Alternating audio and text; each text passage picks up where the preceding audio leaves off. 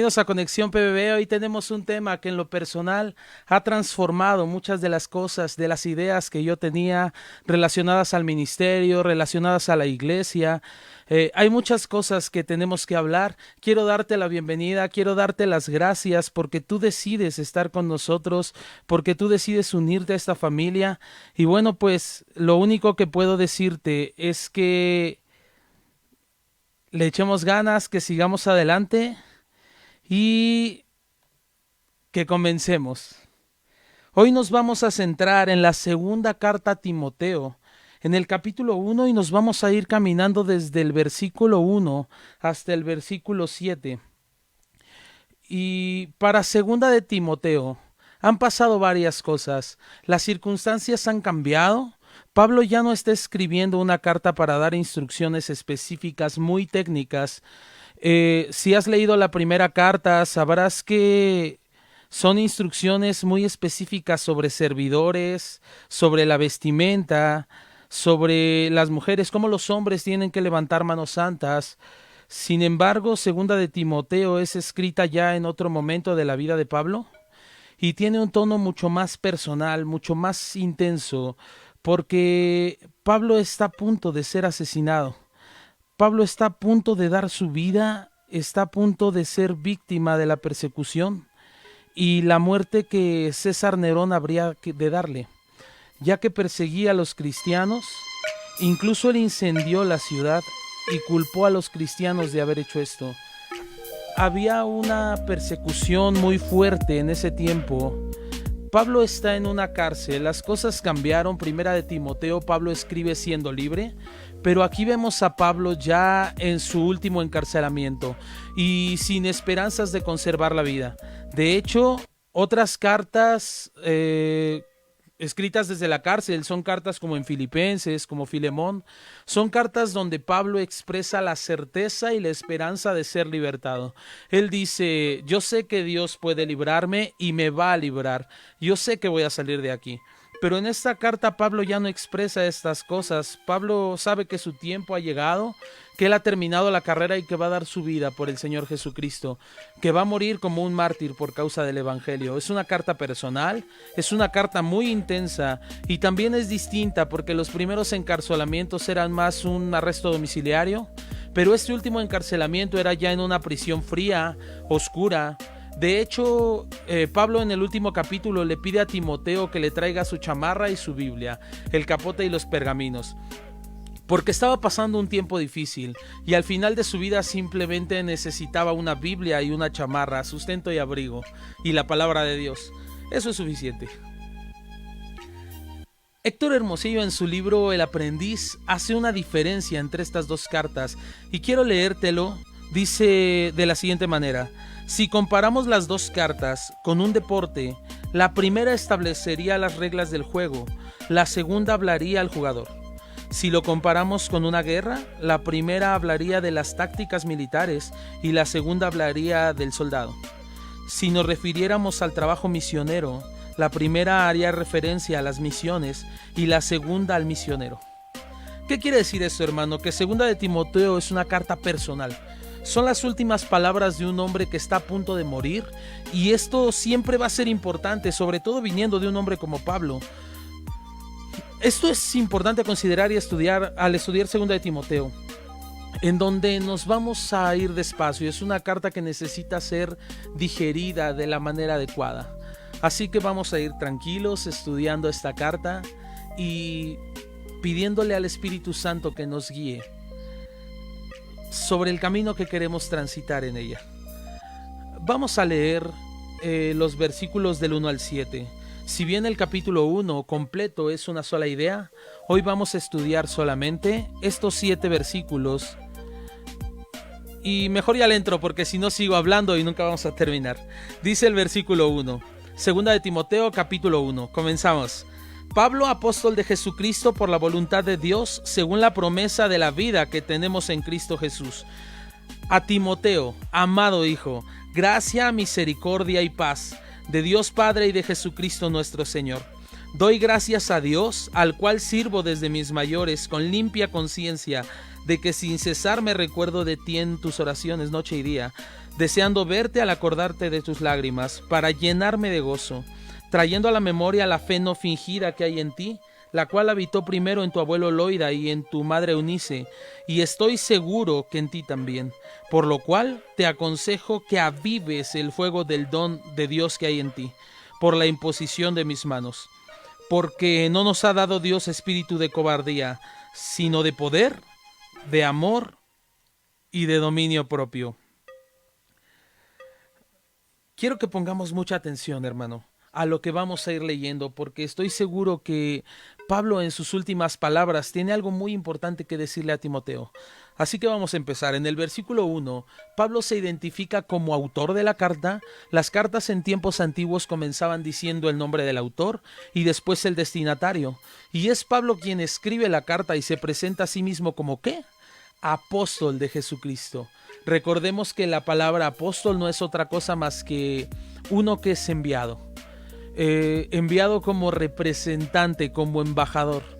Y es Pablo que tiene un encuentro personal con Jesucristo, porque antes no se llamaba Pablo, recuerda, se llamaba Saulo de Tarso.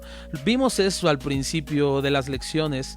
Pablo era un fiero perseguidor de cristianos que tenía cartas, poderes de los principales religiosos para ir a torturar, encarcelar y asesinar a los cristianos en la ciudad de Damasco. Y va con esta agenda cuando una luz más brillante que el sol en el mediodía, dice la escritura, resplandeció y hace que Pablo caiga en tierra y se quede ciego. Y escucha una voz del cielo que le decía: Saulo, Saulo, ¿por qué me persigues? Era el mismo Jesucristo hablándole, confrontándole, diciéndole: no estás persiguiendo a mis hijos, me estás persiguiendo a mí. Y Pablo contesta y le dice: ¿quién eres, Señor? ¿Y qué quieres que yo haga? Y a partir de ese momento, esas dos preguntas marcaron el resto de su ministerio y de su vida. Él reconoció a Jesucristo como Señor en ese momento y empezó a tomar las decisiones que su Señor le indicaba. Y fue enviado por Jesucristo para predicar y expandir el mensaje del Evangelio en muchísimos lugares, impactando al mundo antiguo. Es una de las personas más usadas por Dios en la historia del cristianismo. Es usado para escribir una buena parte del Nuevo Testamento. Es una persona que tiene algo que decir. Es alguien que está escribiendo a Timoteo en este momento y dice: Pablo, apóstol de Jesucristo. Otra cosa que meditaba mientras leía esto es que esta es la última carta de Pablo y él sigue claro, sigue firme con qué es lo que Dios le había mandado a hacer. Dios le dio el llamado a ser enviado para servirle y hasta el último minuto, hasta acabar su viaje, él estaba proclamando el mensaje de la cruz.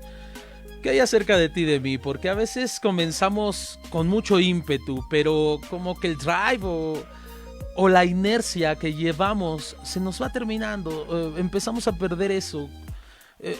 Otra vez quiero recordarte, no se trata de cómo comienzas, sino de cómo terminas.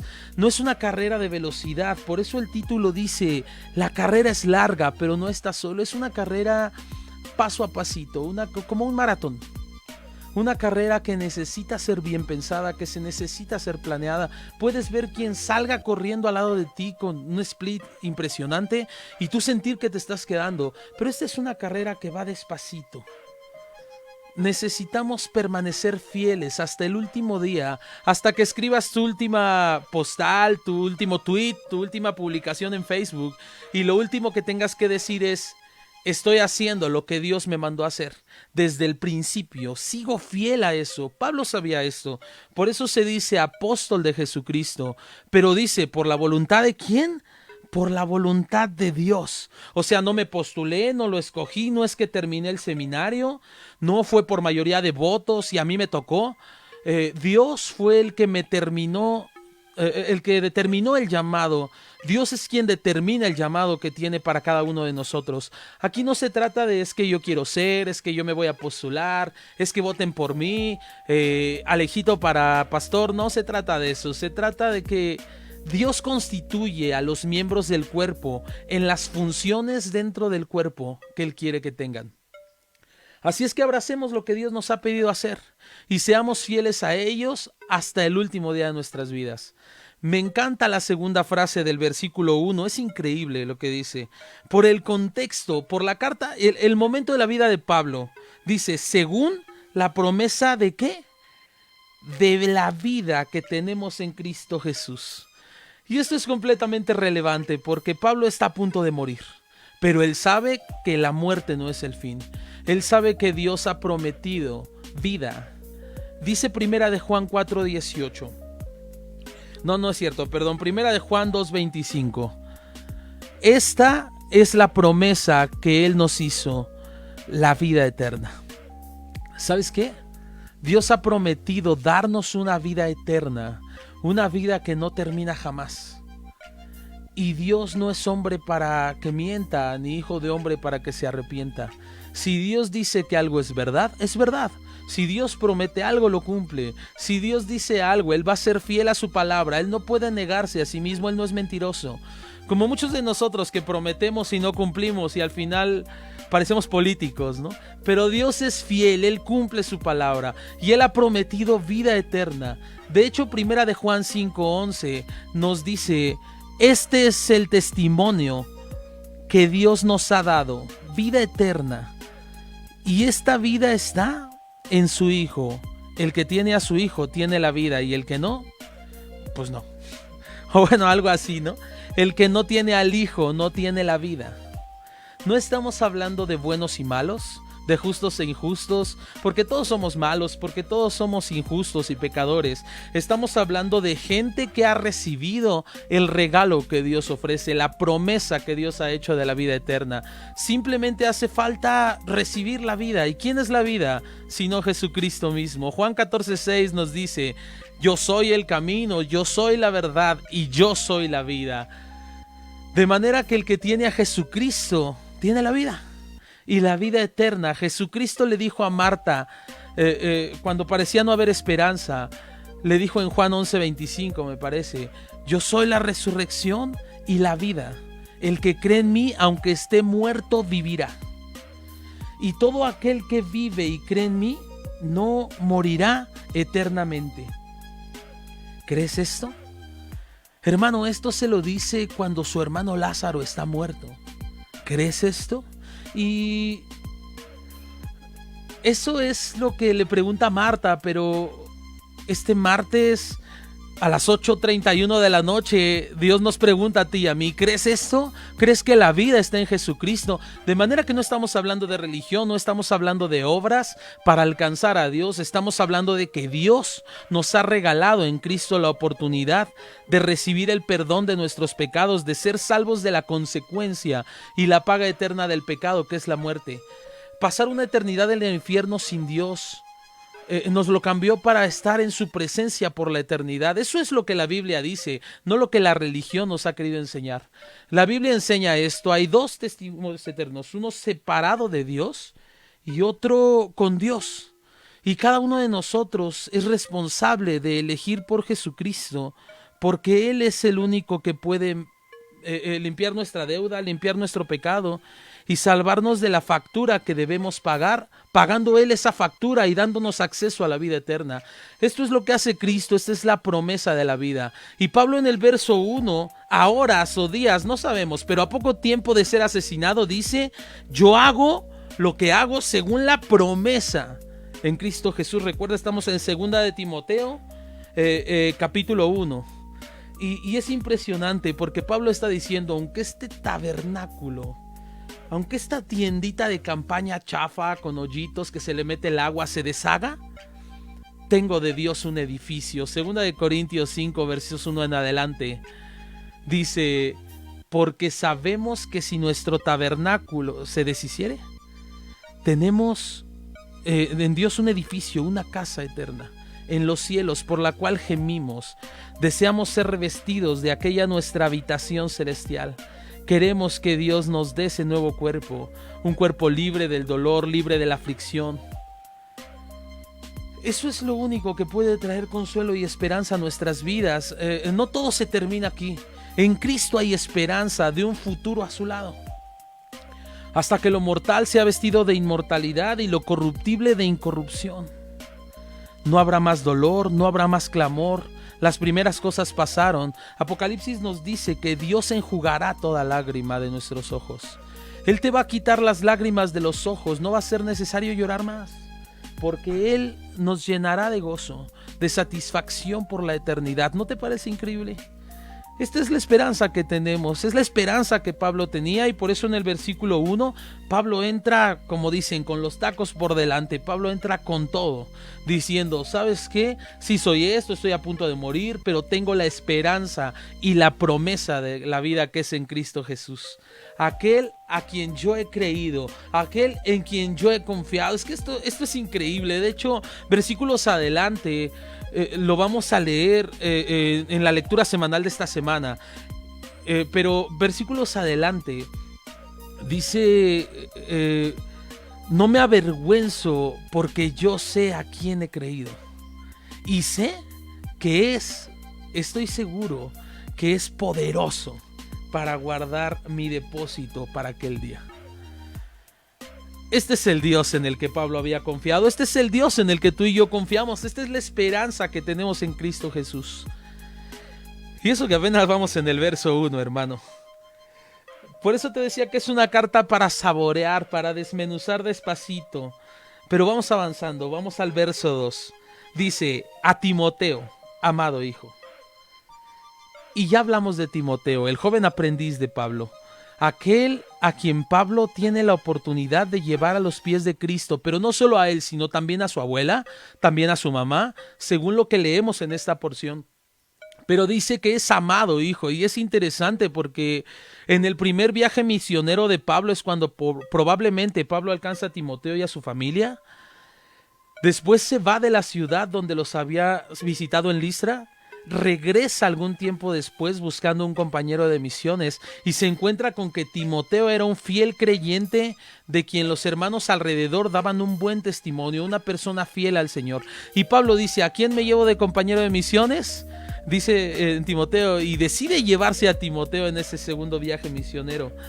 Ahora, él gana no solo el título de compañero en el Evangelio, de compañero de misiones, sino, ¿cómo le llama? Le dice en el verso 2, amado hijo. Era su hijo amado. Había una relación muy cercana de intimidad, de comunión de él con Timoteo. Y ¿sabes qué? Timoteo había mostrado fidelidad, había mostrado diligencia, había mostrado pasión, con todo y que tenía un carácter algo difícil, y lo vamos a ver más adelante. Pero es muy interesante el título que le da, amado hijo. Y le saluda con el saludo típico de aquellos días. Dice, gracia, misericordia y paz. En ese orden, solamente hay paz. Hay verdadera paz para aquellos que reciben el regalo inmerecido que Dios ofrece de salvación, de perdón, de vida. Aquellos que reciben la misericordia de Dios pueden tener paz con Dios y paz de Dios. El hombre que no ha recibido la gracia, que no ha confiado en Jesucristo, no tiene paz ni con Dios ni de Dios. Está en guerra con Dios. Y el hombre cree que es indiferente a Dios. No, pues mira, Dios está en el cielo, yo en la tierra, Él está bien allá y yo acá simplemente me va y me viene, ni bien ni mal. Cada quien su onda, ¿no? Pero en realidad una persona que es indiferente a Jesucristo es una persona que es un enemigo de Jesucristo. Él dijo, el que no recoge conmigo desparrama, el que no es conmigo es contra mí. De manera que la única forma de ser puestos en una correcta relación en paz con Dios es a través de recibir la gracia que Él otorga por medio de la obra de Jesucristo. De igual manera la misericordia es que Dios no te da lo que mereces. Y solamente puedes evitar recibir lo que mereces si estás en Cristo. Si no estás en Cristo, va a llegar un día el pago a lo que mereces. Y yo sé que mucha gente dice, sí, por fin, que me den lo que merezco, ¿no? Pero estás perdido, hermano, porque no funciona así. Lo único que tú y yo merecemos es el infierno, es la condenación, es el juicio justo. Justo, nos lo hemos ganado a pulso. Dios no quiere darnos lo que merecemos, por eso envió a su Hijo Jesucristo, para que Él pagara lo que nosotros merecíamos y nosotros recibiéramos lo que no merecemos, que es la gracia, la salvación. Así que gracia, misericordia y paz provenientes solamente ¿de quién? De Dios Padre. ¿Y de quién más? De Jesucristo nuestro Señor. Versículo 2. La única fuente verdadera de gracia, misericordia y paz. Dios el Padre y su Hijo Jesucristo. Y continúa diciendo en el versículo 3, doy gracias a Dios. Hermano, estás en la cárcel. ¿Cómo que doy gracias a Dios? Es para que digas, Dios, ¿qué onda? Yo he sido bien fiel, siempre he estado ahí. Estás en una situación difícil y Él dice, yo doy gracias a Dios por esto. Y el cristiano sabe dar gracias a Dios en las buenas y en las malas, en salud y en enfermedad, en riqueza y en pobreza. Y parece que te estoy casando, ¿ah? El cristiano debería saber dar gracias en toda situación. Es muy fácil para aquellos que no conocen a Dios dar gracias al cielo, a la vida, a Dios, a todo lo que dicen cuando pasan cosas buenas, pero ¿qué tal cuando pasan cosas malas? ¿Cuándo has escuchado decir a alguien gracias cuando está pasando una situación difícil? Eso marca la diferencia en la vida cristiana, pero un cristiano sabe decir gracias aún en medio de las situaciones más adversas, aún en la antesala de la muerte. Puede decirle a Dios gracias.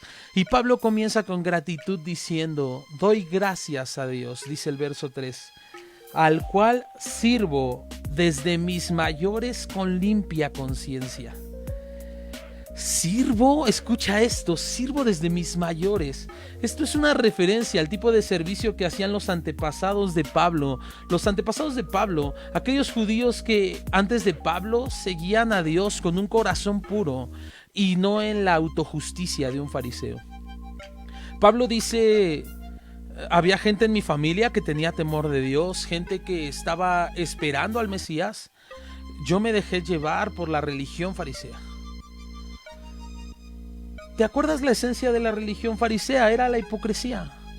Realmente ellos confiaban en sus obras, aparentaban piedad, pero su corazón realmente estaba lejos de Dios. Y Pablo dice, ¿sabes qué? Hoy puedo decirte que estoy sirviendo a Dios con una limpia conciencia. Muy interesante. ¿Cómo servía a Dios? ¿Con qué? Una limpia, dilo conmigo, una limpia conciencia. ¿Puedes escribir en los comentarios, yo sirvo a Dios con una limpia conciencia? ¿Quién de nosotros puede decir que tiene una limpia conciencia? Más aún, ¿quién de nosotros puede decir que sirve a Dios con una limpia conciencia? Es complicado. Porque nuestra conciencia muchas veces nos acusa de algunas cosas que sabemos que están mal. Y desgraciadamente, lo que equivocadamente hacemos muchos de nosotros es, en lugar de reconocer lo que la conciencia dice, hacemos caso omiso. Cerramos nuestros oídos, no atendemos a eso, no revisamos qué es aquello que necesito confrontar en mi corazón. ¿Y sabes qué pasa cuando tú vas diciendo a tu conciencia, la cual de repente trae a tu mente cosas que han sucedido? Ahora tu conciencia te está llevando a tu mente cosas que necesitas hablar, cosas que están mal. ¿Y sabes qué pasa cuando tú las callas, cuando tú las ignoras?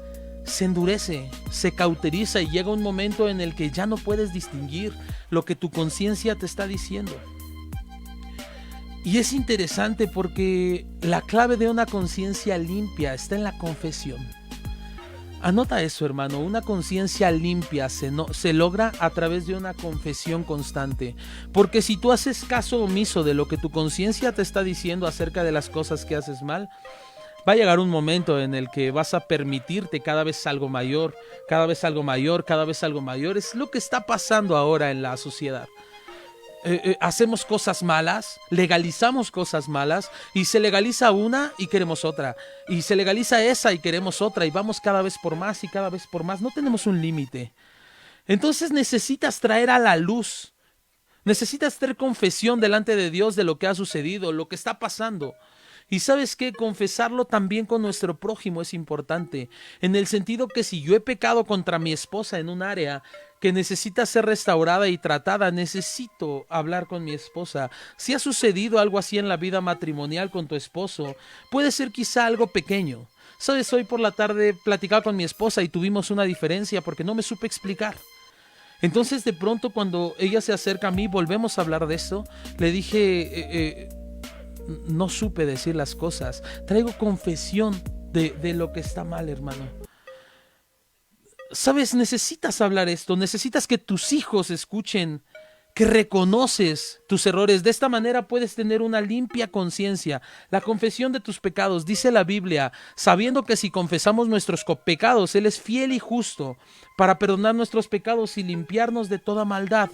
No hay ningún temor. Si nuestra conciencia nos acusa, dice la Biblia, mayor es Dios que nuestra conciencia, y podemos confiar en que Él puede limpiar aquello de lo que nuestra conciencia nos acusa. Pero necesitamos no estar duros, porque eso puede llevarnos a naufragar en cuanto a la fe. Aquellos que desecharon una conciencia limpia, lo dice Pablo en la primera carta, naufragaron en cuanto a la fe, y eso es muy peligroso. Miren, una conciencia limpia, pero no solamente habla de la forma en la que él servía a Dios. Dice Pablo, doy gracias a Dios al cual sirvo desde mis mayores con limpia conciencia. Pero dice que da gracias a Dios de que sin cesar me acuerdo ¿de quién? De ti, Timoteo, en mis oraciones noche y día. Él se acordaba de Timoteo en sus oraciones de noche y de día. Y esto es maravilloso porque nos recuerda la importancia de tener un pastor que esté orando por nosotros en todo tiempo. Otra vez, Pablo está en la cárcel, hermano, y en la cárcel, lejos de orar por gente que amas, quizás puede ser tentado a decir, Señor, si yo te he servido, si yo he sido fiel a ti, si no estuviera en la cárcel, podría hacer tantas cosas, podría expandir el reino, podría quejarse de lo que no puede hacer, pero lo que él hace es ocupar su cárcel para convertirlo en un templo de oración. Eso es lo que hace un pastor, y eso es lo que debemos aprenderle, y debemos hacerlo tú y yo. No se limita por las circunstancias, sino que cumple el ministerio que Dios le ha llamado desde el lugar donde se encuentra. Y ¿sabes qué? Cualquiera de nosotros puede ver la circunstancia en la que nos encontramos como una prisión, encadenados, como que no podemos tener la libertad de hacer lo que quisiéramos, y de repente dices, es que no puede ser, ¿cómo me casé con él? Yo pude haber servido a Dios en las naciones y ser mucho más útil y hacer grandes cosas para la expansión del reino. Aquí estoy, doblando sus calzones y sus calcetines. Perdí mi llamado. ¿Sabes qué? No perdiste tu llamado. Utiliza ese tiempo doblando ropa para orar de día y de noche. Orad sin cesar, dice la palabra. Ese es el ministerio más poderoso que hay, la oración. No importa la cárcel en la que creas que te encuentras. Quizá pasas mucho tiempo en casa como ama de casa, o en la oficina como empleado, o en el tráfico como cualquier mexicano. No importa dónde te encuentres, en vez de quejarte, aprovecha la oportunidad para el privilegio de la oración. Dios honra la oración. Quiero recordarte que tenemos oración de martes a viernes a las 6 de la mañana. Conéctate, porque Dios honra la oración. Él responde a la oración. Él actúa de formas asombrosas cuando nosotros oramos. Así que no dejes de orar. No dejes de orar. ¿No crees que gran parte del éxito en el ministerio de Pablo era porque la gente estaba orando por él? ¿No crees que Timoteo pudo hacer lo que pudo hacer porque tenía un pastor que estaba orando de día y de noche por él? Es una parte esencial, igual de importante que aquellos que vemos sirviendo activamente en el campo. También es importante la gente que no vemos, que está entre comillas pasivamente, porque no es pasivo, hermano, es más que activo, orando. Somos un equipo y necesitamos estar en oración los unos por los otros. Yo he sentido la presencia de Dios de una manera especial, una infusión de gozo, de ánimo, porque sé que hoy hay personas que están orando por mí durante la semana y les agradezco eso, porque lo necesito tremendamente. Por eso hoy mandaba un mensaje y ponía una history en Facebook y decía, ¿quieres que ore por ti? Porque necesitamos apoyarnos, necesitamos orar los unos por los otros. Dios usa esas oraciones.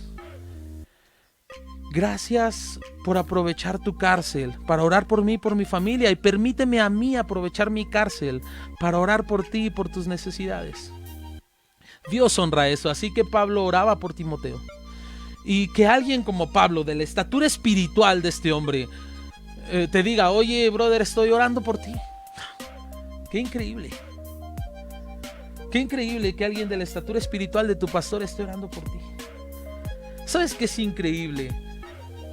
Esto es aún más increíble, que hay alguien mayor que Pablo y que tu pastor intercediendo por ti y por mí de día y de noche, y ese es Jesucristo. Dice la Biblia que intercede delante del trono por nosotros. Él vive siempre para interceder por nosotros. Hebreos 7:25 lo dice.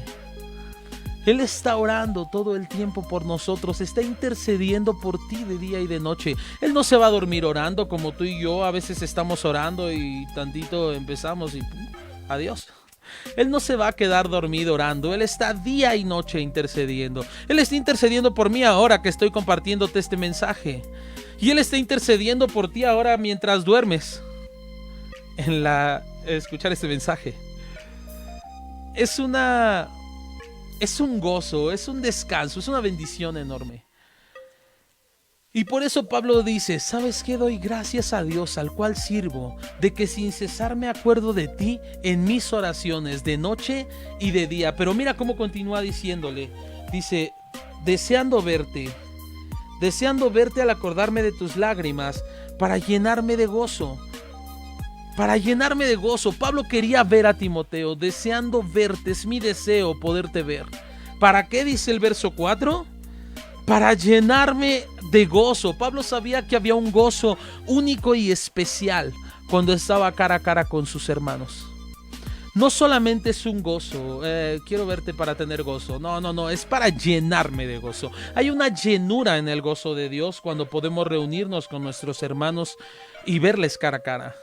Cuando yo leía esto y veía a Pablo diciendo quiero verte, realmente me ponía a pensar en esto. ¿Cuánto deseas tú? ¿Cuánto deseo yo ver a nuestros hermanos? ¿Cuánto estás esperando que ya sea domingo para reunirnos en la iglesia? ¿Cuánto esperas que venga el grupo de conexión presencial para poder ver a tus hermanos, compartir una palabra, compartir un pan, reír un momento?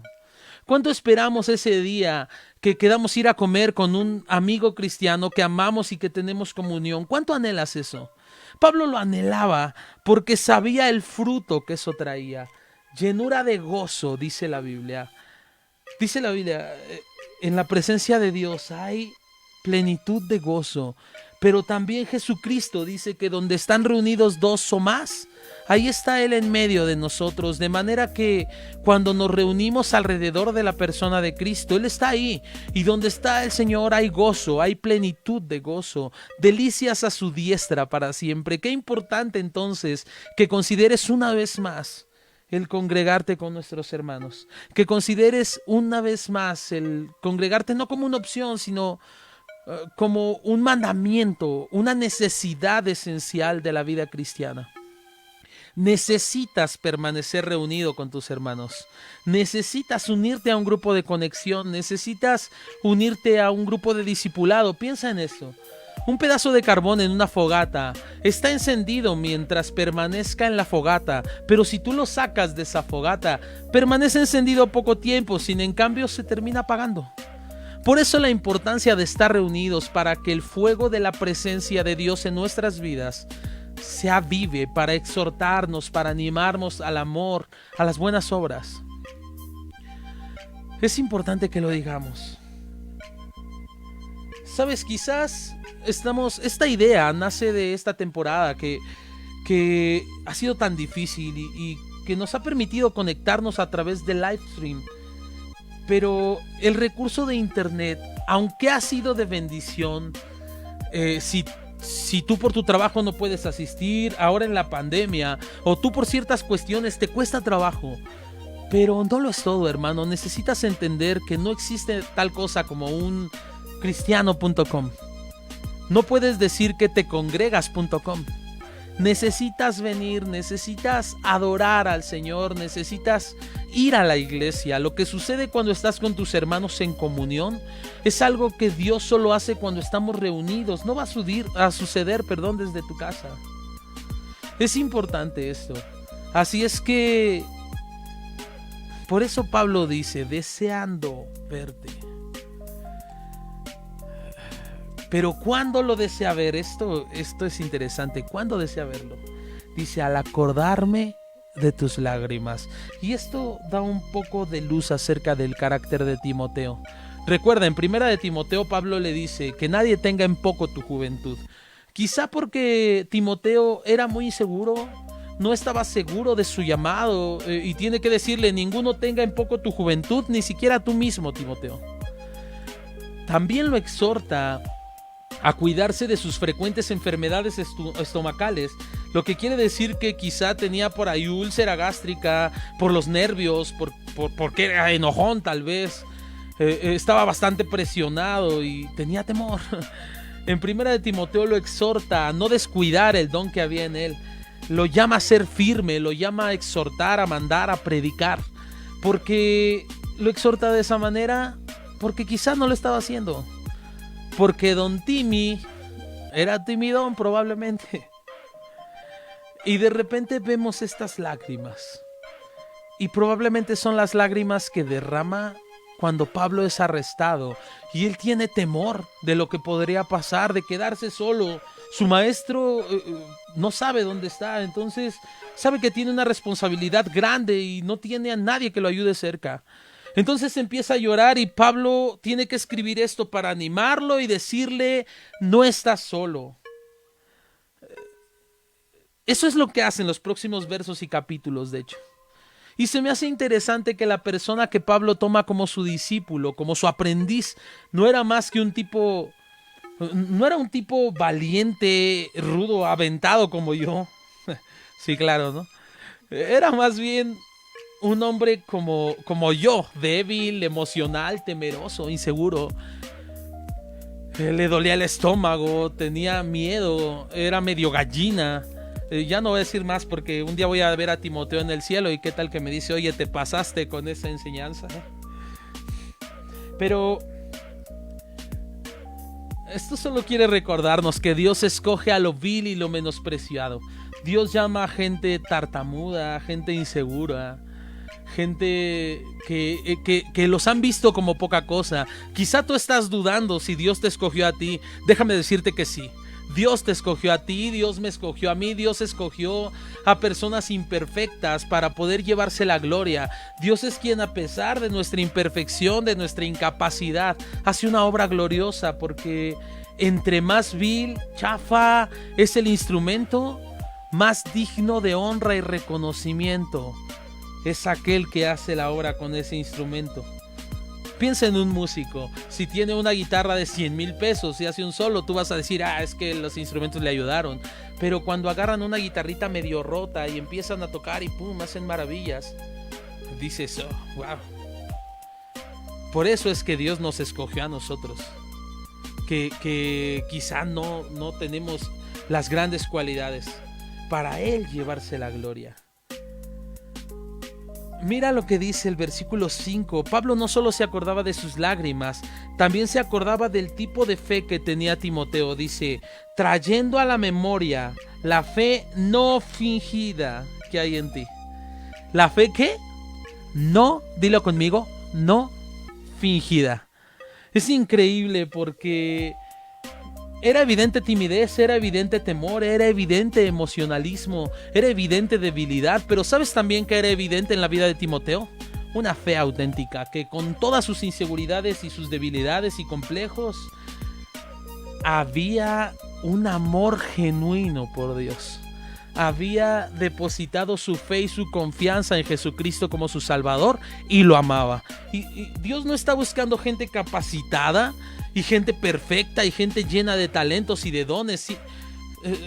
Simplemente están sus ojos mirando alrededor de la tierra, buscando mostrar su favor para con los que le temen, para con aquellos que depositan una fe genuina en él. Y Timoteo tenía eso, una fe no fingida. ¿Recuerdas lo que dice la Escritura? Busco adoradores que me adoren ¿en qué? En espíritu y en verdad. Y si dice en verdad es porque debemos entender que existen adoradores falsos, existe fe fingida, existe gente que muestre una falsa espiritualidad, que hablan cristianés fluido, pero ninguna de esas palabras proviene del corazón de Dios, de un corazón contrito y humillado. Gente que dice muchas cosas, pero en realidad su vida demuestra todo lo contrario. Que 6 días de la semana viven como quieren y un ratito del domingo se portan más o menos para aparentar que todo está increíble. Y ¿sabes qué? Tenemos que tener cuidado de que esos no seamos tú y yo. Debemos tener cuidado con esa hipocresía religiosa que es tan peligrosa, que destruye vidas y no vaya a ser que destruya nuestra vida. las apariencias, la falsa espiritualidad. Eso es algo que puede puede alejar a mucha gente de creer en el Evangelio.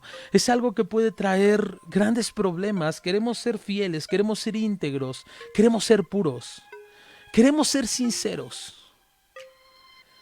Sabes, me llama mucho la atención un versículo en 2 de Corintios 1:12. Es uno de esos versículos que no son famosos, pero que cuando lo leí me atrapó por completo. Y me hizo pensar muchas cosas, porque es muy confrontador leer cuál era la gloria de Pablo, de qué se jactaba Pablo, de qué presumía. ¿Sabes? Pablo, después de haber tenido todo, después de haber sido un hombre, ya lo hemos dicho en estos lives anteriormente, después de haber sido un hombre poderoso, ¿de qué podía estar orgulloso ahora? Y fíjate lo que dice. Mira el verso 12, dice: porque nuestra gloria es esta, el testimonio de nuestra conciencia. O sea, yo me glorío en lo que mi conciencia testifica sobre mí. No me importa lo que los demás digan, o lo que la gente vea, o lo que la gente crea. Tu conciencia dice algo sobre ti, bueno o malo, pero dice algo sobre ti. Pablo dice, si yo me puedo gloriar de algo en mi vida, no es de todo lo que hice anteriormente, es de lo que mi conciencia dice acerca de mí. ¿Qué dice? Que con sencillez y con sinceridad de Dios, no con sabiduría humana, sino con la gracia de Dios, nos hemos conducido en el mundo y mucho más con vosotros. O sea, dice Pablo, no tengo apariencias. No estoy buscando impresionar a nadie con mi super espiritualidad, con mi super conocimiento. Hay sinceridad. Hay sinceridad en el corazón de Pablo. Eso es lo que dice Pablo en este versículo, y eso deberíamos aprender tú y yo a decir. ¿Sabes? No solamente había una fe no fingida en Timoteo, sino también en su familia. Dice que primero habitó en su abuela Eloida y después en su madre Eunice, y dice Pablo, estoy seguro que ahora habita en ti.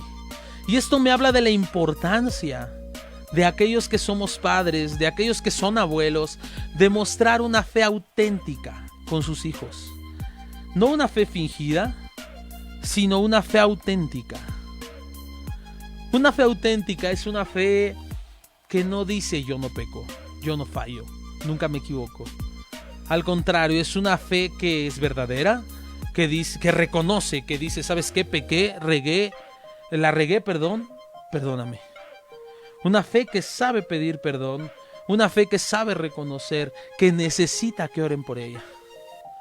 No muestra perfección, sino vulnerabilidad. Eso es autenticidad.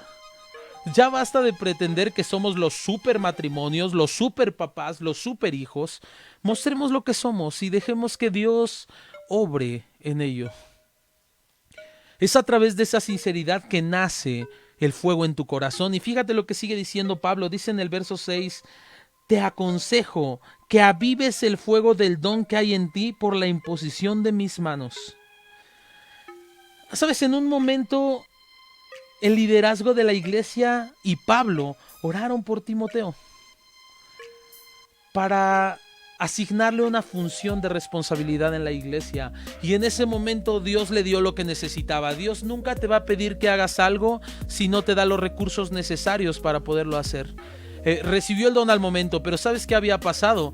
Por la exhortación que le hace en 1 de Timoteo 4 y la exhortación que leemos aquí de cultivar el don, de avivar el don, de no descuidar el don, nos damos cuenta que probablemente Timoteo estaba siendo un poco diligente en el cuidado de ese don por parte del Señor mediante la oración.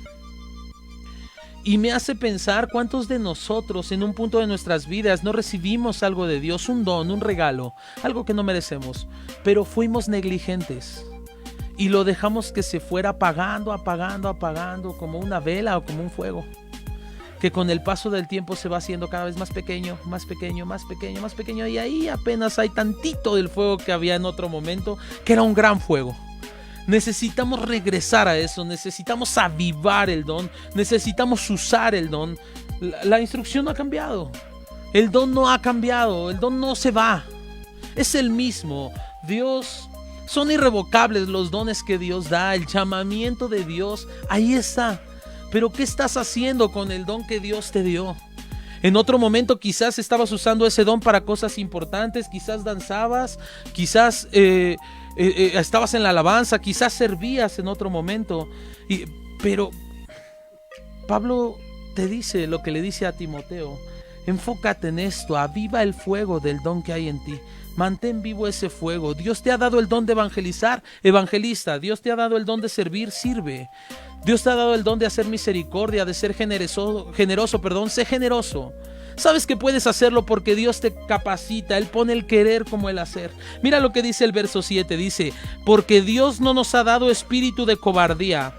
Para decir, no, pues es que así es mi don, igual, no estoy muy seguro. ¿Sabes que no tengas espíritu de cobardía? Dice el verso 7 que el espíritu que Dios nos ha dado es ¿qué? Poder, amor y dominio propio. ¿Y sabes qué? ¿Cuál es el espíritu que tiene el cristiano? El Espíritu Santo, el Espíritu de Dios. Y el Espíritu Santo no es un espíritu de cobardía. La palabra cobardía habla de miedo, temor, vergüenza. El espíritu que nos ha dado Dios no nos va a llevar a avergonzarnos cuando le llevamos a otro la palabra de Dios. ¿Por qué tenemos tanto miedo de abrir la boca y decirle a la gente que Cristo les ama? ¿Por qué tenemos miedo del qué dirán? ¿Por qué tenemos miedo de hacer algo que Dios nos ha pedido hacer? ¿Por qué somos cobardes? ¿Sabes? No estamos conscientes de lo que Dios nos ha dado. ¿Y qué es lo que Dios nos ha dado? Nada más su Espíritu Santo. Y el Espíritu Santo tiene 3 cualidades. Número 1, es un espíritu ¿de qué? De poder. Número 2, de amor. Y número 3, de dominio propio. La palabra poder es la palabra dunamis, que habla de explosión, habla de la capacidad, el poder de hacer algo. Poder significa que tú puedes, que todo está en ti. Y sabes, la evidencia de una vida llena del Espíritu de Dios es que abre su boca para predicar el Evangelio sin tener temor del que dirán. Ser testigos. Hechos 1:8 dice: recibiréis poder cuando haya sobre ustedes el Espíritu Santo y me seréis ¿qué? Testigos. Está hablando de alguien que da testimonio de lo que ha visto, de lo que ha oído, de lo que ha sentido, de Jesucristo mismo. Hablar de Dios, hablar de su obra, hablar de su persona, se puede hacer por el Espíritu que ha recibido. No tengas temor. El Espíritu que hemos recibido no es de cobardía, sino de poder, que más, de amor y de dominio propio. Dios quiere usarte a ti, Dios quiere levantarte a ti y Dios te ha dado todo lo que necesitas por medio de su Espíritu para hacer lo que Él te ha pedido. No tengas temor, no tengas miedo. Corre la carrera, pídele al Señor. Sabes, la carrera es larga, pero no estás solo, el Espíritu Santo está contigo. Quisiera terminar este tiempo con una oración.